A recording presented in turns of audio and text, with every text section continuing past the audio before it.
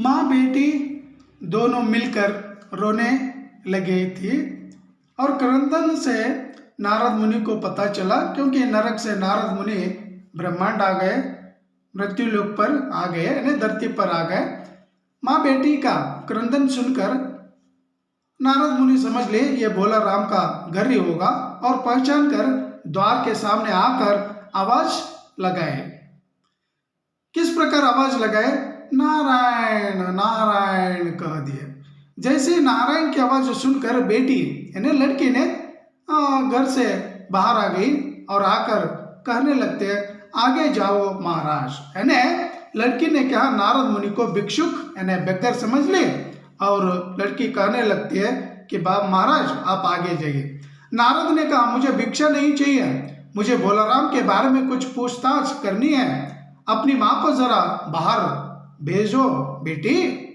नारद मुनि कह दिया और वो लड़की अंदर चली गई और भोला राम की पत्नी बाहर आ गई। लड़की ने नारद ने कहा माता भोला राम को क्या बीमारी थी? नारद मुनि पूछने लगे और वो क्या कहती रहे क्या बताऊं, गरीबी की बीमारी थी, 5 साल हो गए पेंशन पर बैठे पर पेंशन अभी तक नहीं मिली और हर 10-15 दिन में एक दरख्वास्त यानी रिक्वेस्टिंग लेटर क्या लिखते रहे पेंशन ऑफिस को, फिर भी क्या पेंशन नहीं मिली और ना मिलने के कारण घर में जो कुछ भी था, जो जेवर थे और जेवर बेचकर क्या 500 सालों तक गहने बेच कर ये लोगों ने क्या जीवन किया। है ना? भोला राम की पत्नी कहने लगती है हम लोगों ने जेवर बेच कर क्या जीवन करने लगे। जैसे जेवर खत्म हो गए उसके बाद बर्तन क्या बिके और बर्तन बेचकर हम लोग क्या जीवन करना शुरू कर दिए और इसी चिंता में घुलते घुलते वो मर गए, भूख के कारण दम तोड़ दिए। तो नारद ने कहा क्या करोगी माँ, अब आप क्या करोगी? और उनकी इतनी ही उम्र थी और नारद कहने लगते हैं छोड़ो माँ, अब आप क्या कर सकते हैं, उनकी उम्र इतनी क्या थी?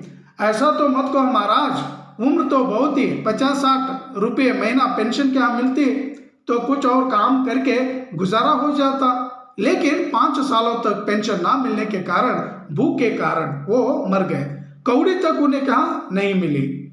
और दुख की कथा सुनने की फुर्सत नारद को थी नहीं और वो कहने लगे, वे अपने मुद्दे पर आए। माँ यहाँ तो बताओ कि किसी से उनका विशेष प्रेम था? यानी नारद मुनि कहने लगते हैं कि वो किसी से प्रेम करते थे, लव करते थे। और पत्नी कहने लगते हैं किनकी पत्नी? भोला राम की पत्नी। लगाव तो महाराज बाल बच्चों से ही होता है। और नारद मुनि कहने लगते हैं नहीं, परिवार के बाहर भी हो सकता है, मेरा मतलब है किसी स्त्री से। बच्चों को छोड़कर, बाल बच्चों को छोड़कर बाहर भी किसी के साथ वो लव कर सकते थे या किए थे, किसी औरत के साथ, स्त्री के साथ। स्त्री ने घुर्रा कर नारद की ओर देखा, है ना, गुस्से में आकर नारद मुनि को देखने लगते और बोली हर कुछ मत बको, यानी जो मुंह में आ जाता है वो मत बको। तुम साधु हो, उचके नहीं हो, तुम बेकार नहीं हो, तुम उचके नहीं हो। आप इस तरह बातें ना करिए, बेकार की बातें, यानी जो बेवकूफ होते हैं वो इस तरह बातें करते हैं। आप साधु हो, जिंदगी भर उन्होंने किसी दूसरी स्त्री की ओर आंख उठाकर नहीं देखा। नारद हंसकर बोले हाँ, तुम्हारा यहाँ सोचना ठीक है, यही हर अच्छी गृहस्थी का आधार है। अच्छा माता मैं चला। तो स्त्री प्रार्थना करने लगते हैं महाराज आप तो साधु है, सिद्ध पुरुष है, कुछ ऐसा नहीं कर सकते कि उनकी रुकी हुई पेंशन को लाए और मेरे बच्चों का पेट कुछ दिन भर जाए। नारद को दया आ गई और वे कहने लगे साधुओं की बात कौन मानता है पृथ्वीलोक में, यानी स्वामी लोगों की बात कौन मानता है? मेरा यहाँ कोई मठ भी है नहीं, फिर भी मैं सरकारी दफ्तर जाता हूँ, कोशिश करता हूँ कि पेंशन दिलाने के लिए। वहां से चलकर नारद मुनि डायरेक्ट सरकारी दफ्तर, गवर्नमेंट के यहाँ ऑफिस, पेंशन ऑफिस चले गए और पेंशन ऑफिस के सामने जो बाबू थे और बाबू से ध्यानपूर्वक देखा और बोला बोलाराम ने दरख्वास्तें भेजे थे पर उन पर वजन नहीं रखा था, इसलिए कहीं उड़ गई होगी। तो ऑफिस के बाबू से पूछने लगे कि बोलाराम ने क्या पेंशन के लिए जो रिक्वेस्ट लेटर लिखे थे, दरख्वास्तें लिखे थे, वो तो क्या उन पेपर के ऊपर पेपर वेट नहीं रखे, इसलिए वो पेपर दरख्वास्तें उड़ गई होगी, है ना, वो पेपर उड़ गए होंगे। नारद ने कहा भाई यहाँ तो बहुत से पेपर वेट है ना ग्लास के, वो पेपर वेट उन पेपरों के ऊपर रख देते हैं। और वो कहने लगते हैं पेपर वेट तो यहाँ पर बहुत है साधु, आप नहीं जानते पेपर वेट का मतलब है करप्शन देना। वेट से ये नहीं है। खैर आप उस कमरे में जाइए और कोई बाबू है उनसे मिलिए। नारद उस बाबू के पास गए, उसने तीसरे बाबू के पास भेजे, तीसरे ने चौथे के पास भेज दिए, चौथे ने पांचवें के पास भेज दिए। और इसी तरह नारद उस सरकारी दफ्तर में क्या घूमते रहे, चक्कर काटते रहे, लेकिन किसी ने भी क्या सीधे उत्तर नहीं दिए। और एक चपरासी ने कह दिया कि साधु महाराज आप डायरेक्ट बड़े साहब से मिलिए, आपका काम हो जाएगा। तो ये जो समस्या है ना, देश की क्या समस्या है। अगर किसी सामान्य इंसान का अगर काम होना है तो वहां पर करप्शन देना पड़ता है। तो यहाँ पर भी लेखक ने क्या इस समस्या को क्या दिखाते हैं। सो वो बड़े साहब के जो चेंबर है उस चेंबर की ओर क्या बढ़ते हैं और चेंबर के बाहर जो चपरासी ऊँग रहा था, सो रहा था, स्टूल के ऊपर बैठकर जो सो रहा था, नींद में खोया हुआ था, और वो डायरेक्ट चपरासी से बिना पूछे दफ्तर के अंदर क्या घुस गए। और जाते ही बड़े साहब ने क्या साधु को देख लिया और देखकर कहने लगे बिना विजिटिंग कार्ड के आए। देखकर बड़े साहब को गुस्साया और नारद को बोले वहां पर कोई नहीं है, आप इस तरह क्यों आए, क्या यहाँ कोई मंदिर वंदिर है। स्वामी लोग, साधु लोग मंदिर में क्या डायरेक्ट घुसते हैं, आप कैसे आए, धड़धड़ाते चले आए, चिट क्यों नहीं भेजी। और वो कहने लगते हैं, नारद कहते हैं नहीं भेजता, चपरासी सो रहा, क्या काम है। साहब ने रोब से पूछा, नहीं चपरासी सोए, मैंने चिट नहीं लाया।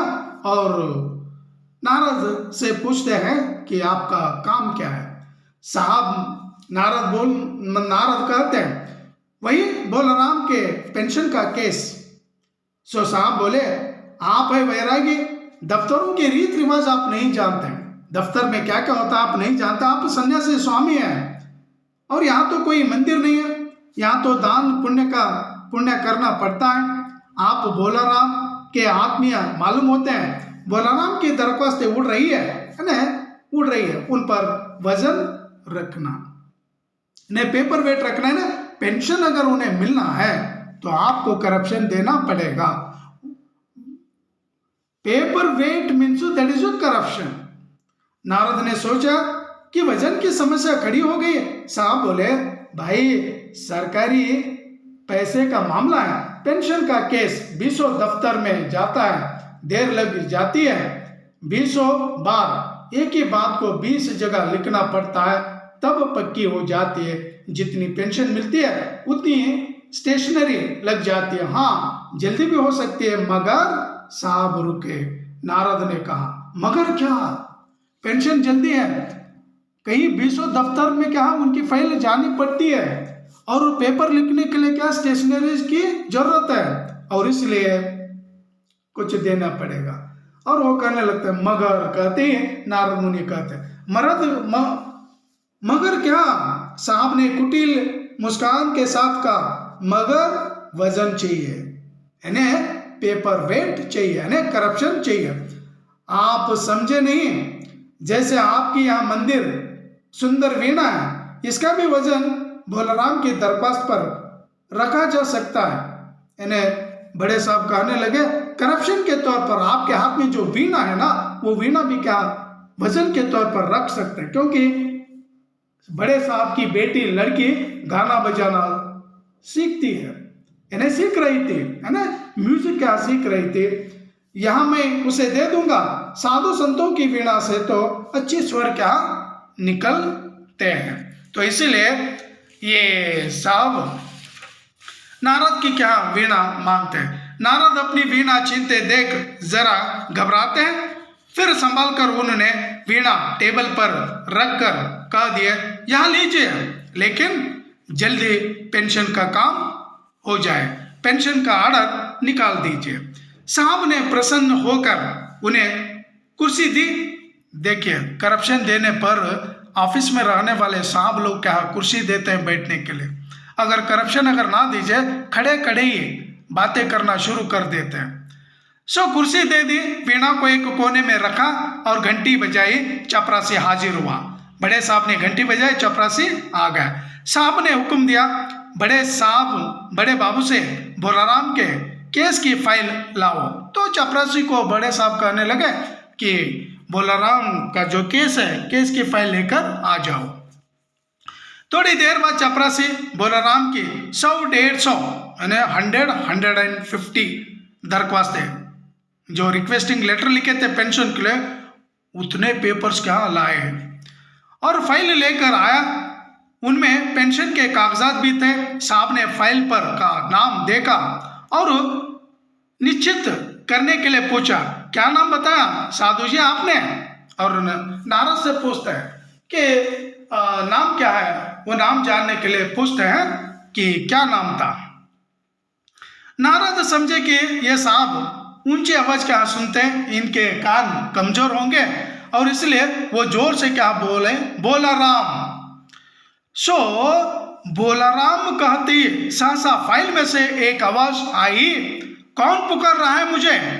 पोस्टमैन है क्या? पेंशन का ऑर्डर आ गया। और जो फाइल लेकर आए थे उस फाइल में से एक आवाज आई कि मुझे कौन बुला रहा है? क्या पेंशन का ऑर्डर आया? कोई पोस्टमैन ऑर्डर लेकर आया है? तो यही आत्मा, यही जीव था, यही बोलाराम की आत्मा थी। जिनकी आशा आकांक्षाएं पूर्ण नहीं होते, इच्छा पूर्ण नहीं होती है, वे लोग आत्मा प्रेत बनकर क्या घूमने लगते हैं। सो यहाँ पर भी फाइल में से आवाज आई, मुझे कौन पुकार रहा है? क्या पोस्टमैन ऑर्डर लेकर आया? नारद चौंके, पर दूसरे क्षण बात समझ गए। बोले, बोलाराम तुम क्या बोलाराम के जीव हो? और वो कहने लगा, हाँ। आवाज आई।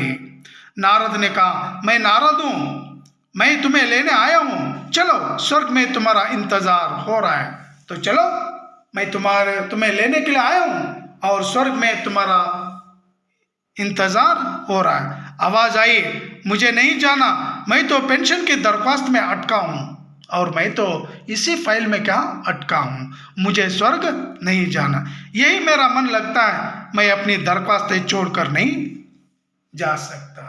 सो बोलराम का जीव कहने लगा, इन दरख्वास्तों में अटका हूं और इसे छोड़कर मैं कहीं नहीं जाऊंगा, मुझे यहीं पर अच्छा लगता है।